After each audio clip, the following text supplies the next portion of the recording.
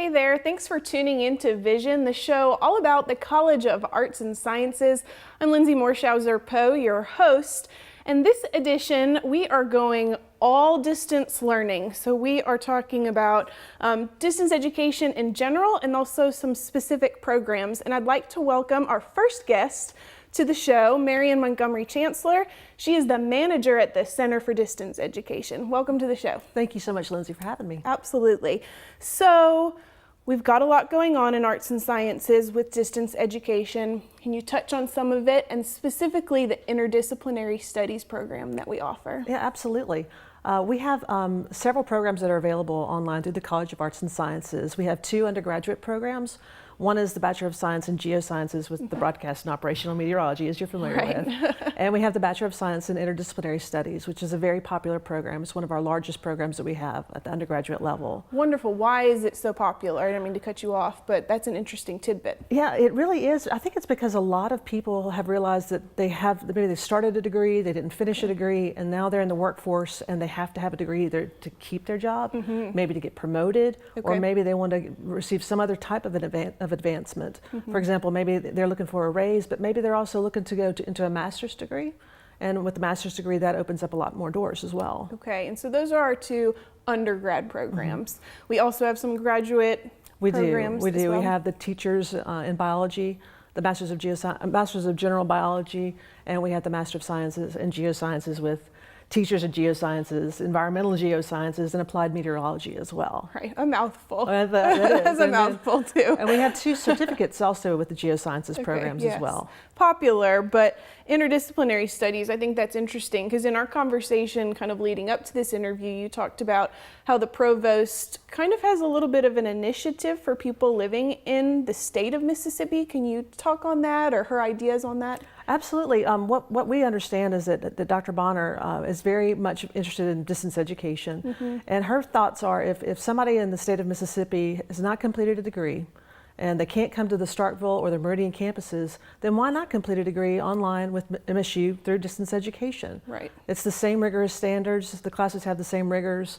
They get through the same approval processes. They have the same faculty in most cases as main campus students. So there really is no difference. And I think that's an important thing, that you're getting the faculty that are teaching on campus through those online classes. I think that makes people who can't come here think, hey, this is the same quality that those students that are on campus are getting, right? What kind of students, switching gears a little bit, are successful in an online environment? I would say those who are highly motivated. Okay. Our students are typically, they're non-traditional, which means they're over the age of 24. They probably have a job. About 85% of our students are 100% employed. And they have family, so they don't have a lot of time for that, like I'm going to come to campus, take one class here, one class there. They want to do it online. And I think that they're highly motivated, and a lot of the conversations we have with students are that they say, I wish I would have done it this way the first time. I wish I was this much more engaged, because they're much more engaged because they care, they want to get it done. Right, and someone sitting at home, I kind of looked through the website a little bit and found an assessment that you can take. If you're sitting at home and think, well, I don't know, maybe I have the qualities to take an online class or two or get a degree. What is that test like, and is it pretty accurate? It is. It's the Smarter Measure Assessment, and it's a distance education readiness assessment tool. And so it's not like a make or break test that says, no, you're not going to be very good at distance education. It's more of these are your opportunities, these are your strengths, these are some challenges you might want to work on. And so it's very helpful. It's free. It's on our website. And it's on the website. You can find it. I found it, so it's easy to find. Speaking of challenges, and not that I want to highlight that at all, but what are some of the challenges that students face with online programs? I don't know necessarily that students face many challenges. I would say that for us, some of the things that we're working on is helping faculty to offer distance education online. I think that it's an exciting time at MSU. Our provost is very exciting. She's interested in growth and enrollment growth. And I think that a lot of people see distance as a way to do that. And there are so many wonderful things that they can do with these distance programs. So we're out meeting with department heads, deans, faculty, trying to help them bring some of these programs online so that we can grow and so that we can offer more more programs so that we can grow. Wonderful. And also, we do have the general education courses through Arts and Right. Sciences as well. Right. I did want to mention that. Absolutely. General education, we've got interdisciplinary studies and several programs through geosciences and biological sciences, correct? Yes. Okay, Yeah. wonderful. Well, check those out. Thank you so much for joining us on the show today. Thanks for It's having me. wonderful information. Thanks. Absolutely. Okay, stick with us. We'll have more coming up after this quick break. Have you ever thought about what it would take to eliminate one of the most dreaded illnesses of the year? At Mississippi State University, we're dreaming big, fast on the heels of scientific discoveries that will lead to the prevention, diagnosis, and treatment of flu and other illnesses. For researchers, the biggest challenge is keeping pace with viruses that are constantly evolving to become more contagious. But at Mississippi State, we have the upper hand. Our scientists are working with teams around the world to predict when and where new viruses will emerge, combining forces to create flu vaccines before epidemics actually hit. That's because, as a premier research university, we believe it is our responsibility to help improve the lives of those around us. And we're working hard to help create a world where the flu is something children will one day read about in history books. It's hard to fathom. By the year 2050, Earth will be home to 3 billion more people than today. And with rising populations and dwindling resources, one of the most pressing questions is a stark one. How will we feed everyone? At Mississippi State University, we're preparing a meal table where there's a seat for all of us. As one of the nation's leading research universities, our scientists are deploying technology to enhance crop production, developing vaccines to protect aquaculture, working to boost water resources here at home and in communities around the globe. And by partnering with the League of International Universities and the United Nations, we're guaranteeing that global food security is a priority for years to come. As our world grows, so do the challenges.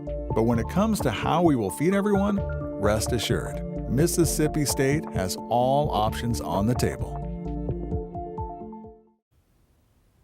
Thanks for sticking with us and welcome back to Vision. We're going to stick with our theme and talk about a specific program in distance education. And I want to welcome our second guest, Dr. Alan Marcus. He's from the Department of History and he wears lots of hats, and I would probably mess them up if I told you all of them. But he's here to specifically talk about the Diversity Certificate program offered through distance education, correct? That's correct. So, what is this certificate program? It is an attempt of many different departments and programs, 4 altogether, to put together some sort of online course that will allow people in the workforce to be better able to manage various situations and conditions where there are people of difference of all sorts in there. Okay. What kind of courses do professional students take when they sign up for this certificate program? First of all, this is a graduate certificate. Okay. So you have to have a bachelor's degree. You have to be admitted to the graduate office. Good to know. And you have to write a little essay saying what you want to do with it when you get done. Okay. But basically, these are the kind of people. We looked at this originally to talk to big corporations. We looked at a lot of this to be for MBA students who would be managers. And we found a bunch of people who we didn't think would be interested, but turned out to be very interested, which are people who work for human resource management. Okay. That is interesting. You kind of are touching on some of my questions. So what are the different classes? I read, history, gender studies, African American studies. What's kind of the course load for people like you just talked about who are interested in getting this? Okay. You have 4 different courses. You have 2 courses to choose from in each of the 4 disciplines. The disciplines are history, African American studies, gender studies, and sociology. Okay. The two history courses, one is specializes in African American history, one specializes in women's history. The sociology course, one is the sociology of gender, one is the sociology of race, Right. how people of various different groups work together. Gender studies and African American studies are more mixed. Okay. Those are both by definition interdisciplinary programs. Right. And as interdisciplinary programs, they try to take a whole myriad of bunch of different approaches and put them together. But in any case, they're talking about the workforce, the work environment, and what goes on within a studio or within a factory or within just a management business. Right. Kind of like business communication, like bettering your communication because of the diversity in workplace. It also that's part of it. It means that people don't unintentionally do things that they didn't know better than to do. Okay. We talked to some large firms originally, one of which was UPS, and UPS was very interested in us. And up to that point, they had always sent their managers to 6 different places in America, each for 6 weeks, each which had a stereotypical population. Okay. So they chose Detroit because it's a large African American population. They chose to send them for 6 weeks to San Francisco because of their large gay and lesbian population. Right. And they sent them to, I think, Memphis for Southern, and they sent them all over to get this different experiences. Interesting. Well, we thought we could do this at least better, actually, Right. by teaching them broader parameters in dealing with knowledge rather than dealing with firsthand, face-to-face sorts of things, which they could learn later, of course. That's interesting. You kind of touched on, what was missing. That was one of my questions, and that seems to be it. A program that offered this kind of experience more finite, I guess. Yeah. How long is the program? So if someone's sitting at home and thinks, wow, that sounds interesting, that would really benefit me, is this something that is rigorous time-wise, or you can kind of take as long as you want to do the program? It has no limits. Okay. Most people take 1 or 2 courses a semester, and they get done in 1 to 2 years. 1 to 2 years. Yeah. Okay.